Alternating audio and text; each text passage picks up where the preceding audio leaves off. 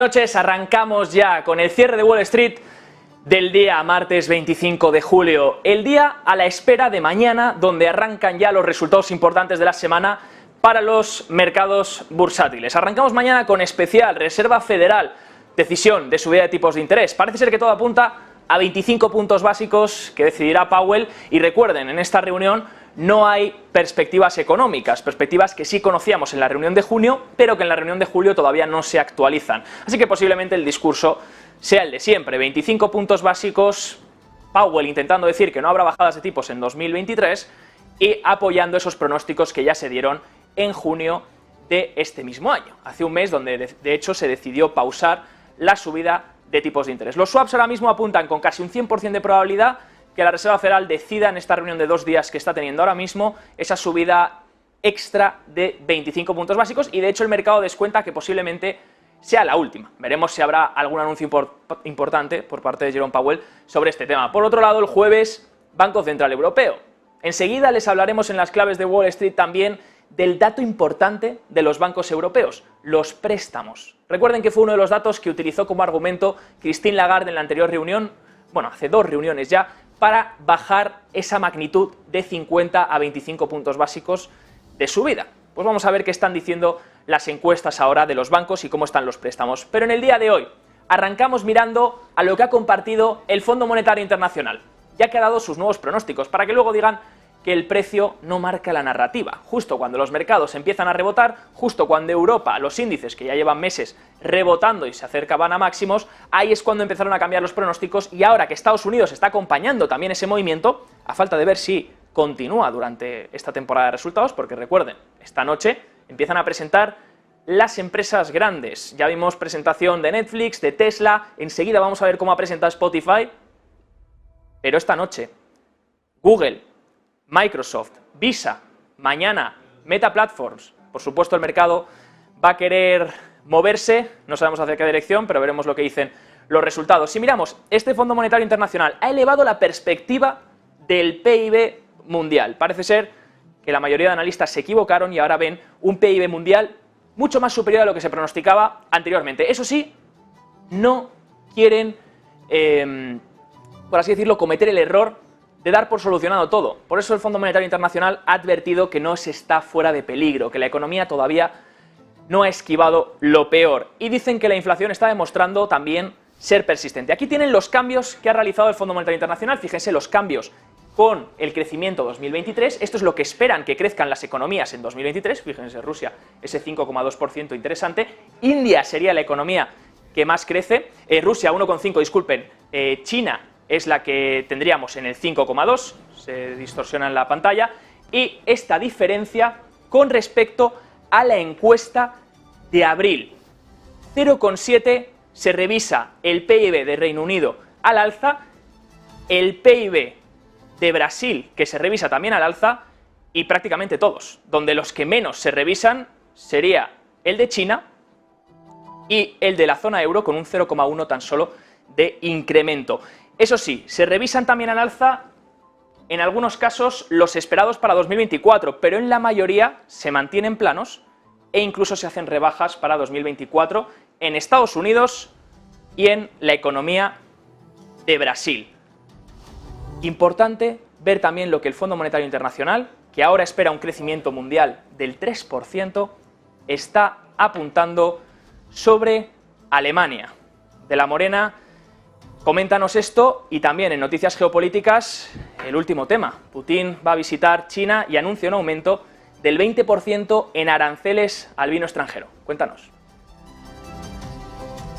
Muy buenas tardes, Javi. Bueno, varias cosas como muy rápidas, todas en referencia a esa actualización geopolítica que supone en líneas generales lo que está ocurriendo entre Ucrania y Rusia, en particular, tras anunciarse ya que Vladimir Putin, lo venís contando, va a visitar Turquía, que sepáis también que lo va a hacer en China.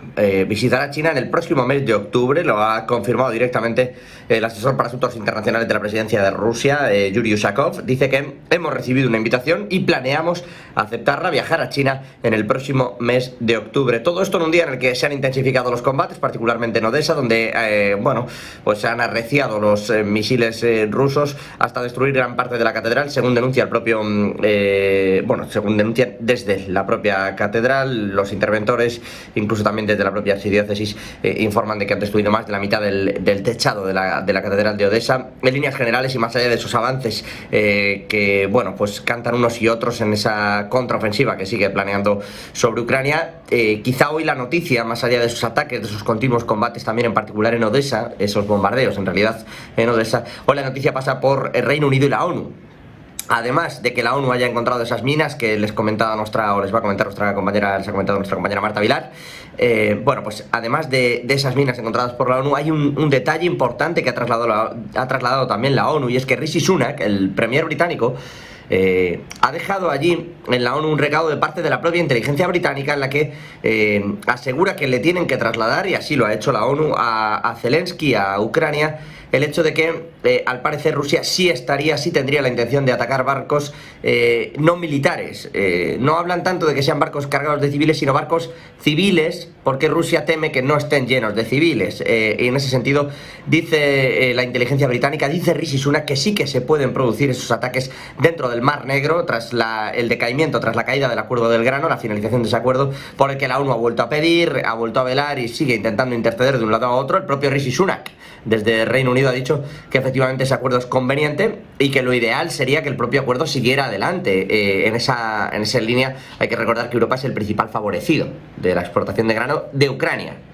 No del grano ucraniano que saca Rusia y que, por ejemplo, le ha ido dando a Mali, pero sí del grano que obtienen desde Ucrania y que normalmente llega a Europa. En ese sentido, protagonista España. Ahora les cuento porque lo es por varias razones España, pero terminando este asunto, Sunak ha pedido por el grano y dos, ha dicho que su inteligencia, insisto, asegura que Rusia sí está preparada para atacar barcos civiles, no porque vayan civiles, sino porque entiende la propia inteligencia, en este caso rusa, que se pueden estar utilizando barcos de civiles para fines militares en el Mar Negro. Así que, bueno, pues van a seguir, sin duda, todo este tipo de asuntos. Ha rechazado Rusia, una vez más, también lo digo, el hecho de que vayan a atacar civiles ni barcos civiles, que no es su intención ni se está preparando para esto. Lo ha vuelto a reincidir, han vuelto a reincidir en esto desde el Kremlin. Y terminando con todo este asunto, les decía, España es protagonista, primero porque evidentemente la gran parte del grano que sale de Ucrania viene a parar a España, en particular a alimentar al ganado, y bueno, pues con lo que eso conlleva luego en la cadena alimentaria, en particular en España, insisto. Pero también es protagonista porque hoy Rusia ha aumentado el arancel que hay de importación a los vinos de países que llama inamistosos, no enemigos. Rusia los tilda de inamistosos. Estamos hablando de 49 países.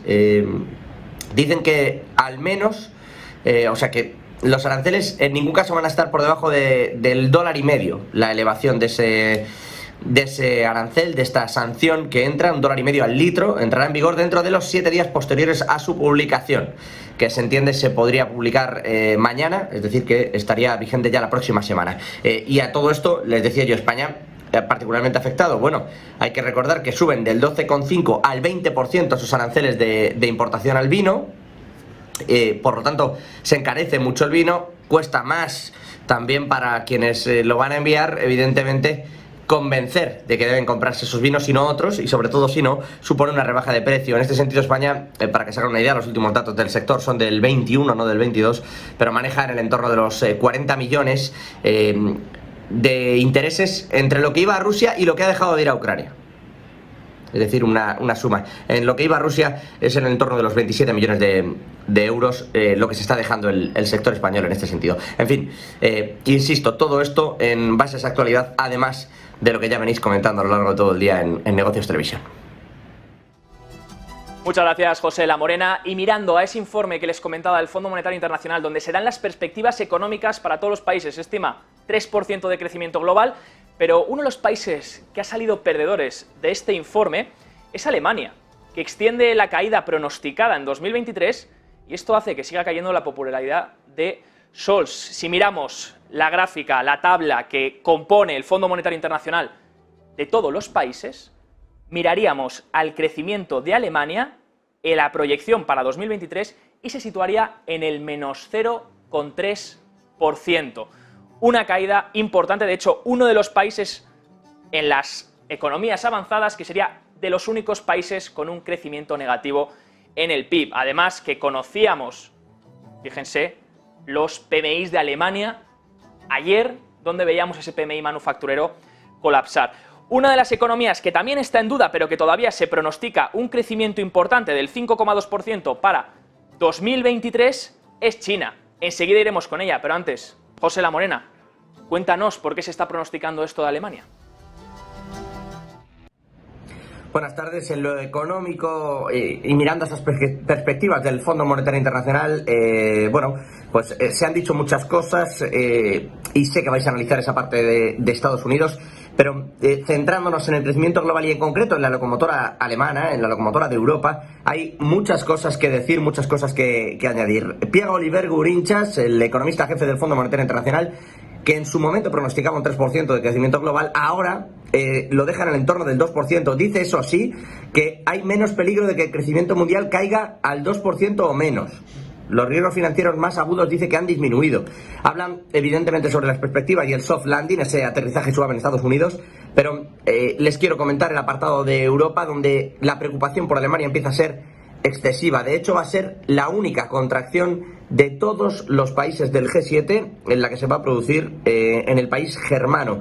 La perspectiva de la economía mundial podría enfrentarse a una caída del 0,3%, pero la de la producción en Alemania ya está llevando a la recesión. De hecho, van a hacer el tercer trimestre en contracción. La caída alemana, según el propio Fondo Monetario Internacional, va a llegar al menos 0,5% este año. Es, insisto, el único país que va a caer hasta ese punto. Hay crecimiento de más del 1,5, un 1,7 para Estados Unidos, en ese entorno también del 1,6 para Canadá, Japón en el entorno del 1,5, Italia algo por encima del 1, Francia por encima del medio punto, del 0,5, 0,7, casi 0,8, y Reino Unido crecerá en el entorno entre el 0,3 y el 0,5%, pero Alemania tendrá una caída entre el 0,3 y el 0,5, caída, insisto, es decir, va a encadenar todo el año en contracción. Es importante porque la caída es muy fuerte para toda la economía germana y porque el cambio de modelo les está costando mucho dinero. De hecho, desde Alemania le suman estas perspectivas a la mala lectura del sentimiento empresarial este mes, que apunta a que la economía más grande de Europa todavía esté en recesión, insisto, confirmando esas teorías del propio Fondo Monetario Internacional. De hecho, la economía alemana está teniendo dificultades para salir de esa recesión. Si miramos al indicador de expectativas IFO, del que hemos hablado muchas veces, con sede en Múnich, sospechosos de alterar esos datos, cayó a 83,5 en julio desde 83,8.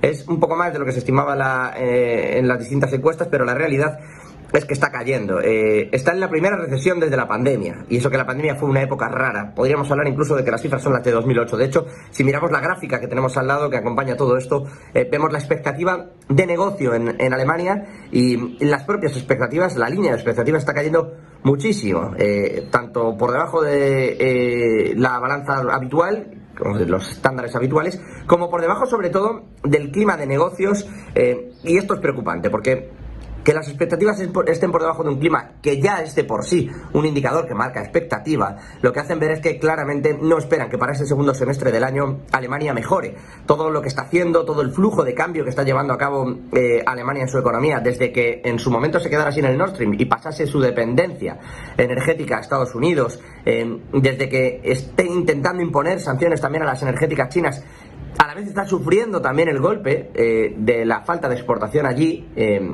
Sigue exportando mucho producto, pero está intentando reducirlo, y eso lo nota, y lo nota mucho. Y además se nota también, por ejemplo, que sigue sin poder competir en otros aspectos, como por ejemplo el de la agricultura, con otros países de Europa, a los que además muchos agricultores alemanes consideran que se está dopando, es decir, se está dando una ayuda excesiva a esos otros países de Europa y perjudica al sector. Esto viene pasando, pero normalmente el sector industrial alemán lo compensaba. Ahora no ocurre, y Alemania, insisto, va a cerrar el año, no lo digo yo, lo dice el Fondo Monetario Internacional, en contracción, en el entorno del menos 0,3, menos 0,5%. Insisto, todo esto con un clima de negocios negativo, con unas expectativas negativas, con un IFO negativo, con en líneas generales todo apuntando a negativo, y con esos agricultores haciendo mucha palanca de presión al gobierno de Olaf Scholz, y dificultándole, ya le dificultaron las elecciones locales, y veremos qué pasa si en unas generales todos estos sectores consiguen aunarse de verdad para poner en problemas al Ejecutivo alemán, o para lograr un pacto, cuidado, que podría hacer que Alemania sacase mucho dinero del que da Europa, o que al menos le obligase a poner vetos al dinero que se le da a otros sectores, en particular de la agricultura, en otros países, al sector de la agricultura, perdónenme, pero en otros países en particular, pues lo hemos visto esto en países del este que se han visto beneficiados, o en España mismo, que también se ve beneficiado de este tipo de políticas agrarias. Eso sí, hay que tener en cuenta que el problema de los agricultores no es propio de Alemania en sí mismo. Hay muchos otros problemas a los que se viene sumando, por ejemplo, todo lo que hay de ayudas a Ucrania, y que no beneficia en absoluto, entre otras muchas cosas, a Polonia, que ya se plantea también sancionar las fresas que llegan de Ucrania. Es decir, Polonia está empezando a tener una política muy agresiva contra ya no solo el grano, no hablamos ya del cereal, hablamos de todo tipo de productos que la agricultura ucraniana puede suplantar en Polonia, y que Polonia no está dispuesta a eso. Por más que Polonia, ojo, sigue siendo uno de los principales aliados de Ucrania en la contienda, al punto de que Bielorrusia, acuérdense, pues ha estado en esta última semana en una diatriba muy especial, en una balanza muy delicada. Bielorrusia, les hablo, para con Polonia, o Polonia para con Bielorrusia, porque desde Polonia se llegó a asegurar que se quería atacar Bielorrusia. Algo que evidentemente el resto de socios europeos negaron. Pero eso es lo que está ocurriendo con un sector de la agricultura, insisto, que probablemente a lo largo del año que viene le veamos particularmente enfadado con las políticas gubernamentales, y es algo que ya se está viendo en Alemania, una Alemania, insisto, para la que el Fondo Monetario Internacional pronostica contracción, y en la que hemos visto, pues eso, todo datos negativos, incluyendo este clima empresarial que pueden ver ahí a mi lado. Pues efectivamente, José La Morena, gracias. El único país que pronostica el Fondo Monetario Internacional que va a contraerse en el 2023 con un PIB negativo menos 0,3%. ¿Y cuáles son los países que más van a crecer según este mismo informe que se ha actualizado y se ha revisado al alza? Pues India con un 6,1%, seguido de China, 5,2% del PIB. Y hablando de China, noticia importante en el día de hoy, sustituye al ministro de Exteriores desaparecido desde hace un mes. Javier Luengo, cuéntanos. ¿Y qué tal? De manera fulminante y exactamente un mes después de su última aparición en público, Pekín destituye de manera inmediata a Qin Gang, el ministro de Exteriores chino nombrado a finales de diciembre, hace apenas 7 meses. Sin dar más pistas sobre su paradero o sobre su situación personal, el Comité Permanente de la Asamblea Nacional Popular, el legislativo chino, decide en una reunión convocada con tan solo un día de antelación cesar al canciller considerado hasta ahora como el protegido del presidente Xi Jinping y nombrar en su lugar al veterano Wang Yi, quien ocupó el cargo durante la década anterior. La única explicación que ha dado Pekín hace 2 semanas para justificar su ausencia del último mes ha sido motivos de salud. Wang, que ha ocupado el puesto de Qin en diferentes ocasiones desde que este desapareció del mapa, ejerce en la actualidad como director de la Comisión de Asuntos Exteriores del Comité Central del Partido Comunista, un cargo jerárquicamente superior al de Qin en la compleja pirámide de poder de la República Popular. La escuetísima nota de Xinhua, de la agencia oficial de noticias sobre el cese y el nombramiento, no explica si el nuevo ministro va a ejercer ambos cargos de manera simultánea. El comunicado de la Asamblea está firmado, eso sí, por el presidente de la República Popular. Desaparecido, decíamos, Qin Gang en el último mes. Su situación sigue siendo un enigma. 15 días sin pistas sobre el canciller. El gobierno chino alegó el 11 de julio motivos de salud para argumentar que no asistiría a la cumbre de la Asociación de Naciones del Sudeste Asiático en Yakarta, y desde entonces no se le ha vuelto a ver. Pues muchas gracias, Javier Luengo, y trasladándonos a la parte más geopolítica y sobre todo a la zona de Zaporilla, hoy la ONU ha confirmado la presencia de minas en la central nuclear. Coméntanos, Marta Vilar.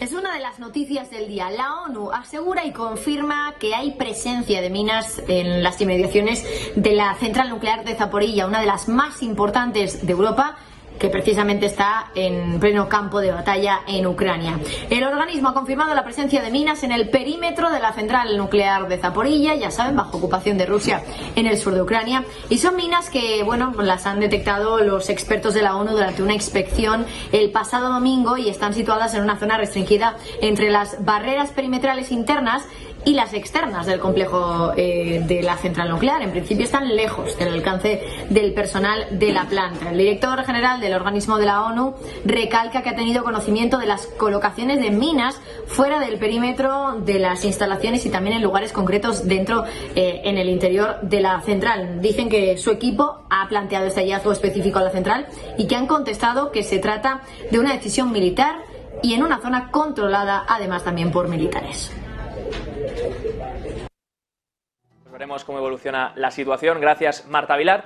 Y mirando a las divisas, mirando al dólar, hace unos cuantos días hablábamos de esa caída tan importante que estaba teniendo el índice dólar a medida que pronosticaba o miraba hacia los precios, miraba hacia el CPI, una desinflación muy importante, e incluso los precios del productor que ya se quedaban ligeramente cerca en Estados Unidos del territorio negativo de la deflación. Bueno, pues el índice dólar, que buscó los 99 puntos, ahora mismo está rebotando, recuperando los 100 debido a los últimos datos que vienen desde la vivienda en Estados Unidos, rebotes en los precios, y mirando hacia si la Fed debería todavía hacer más. Sea como sea, hoy le ha tocado también, pese al rebote de la divisa, un tortazo al dólar y a Estados Unidos por parte de 22 países que abren cuentas para comerciar en rupias y abandonar el dólar. Nosotros nos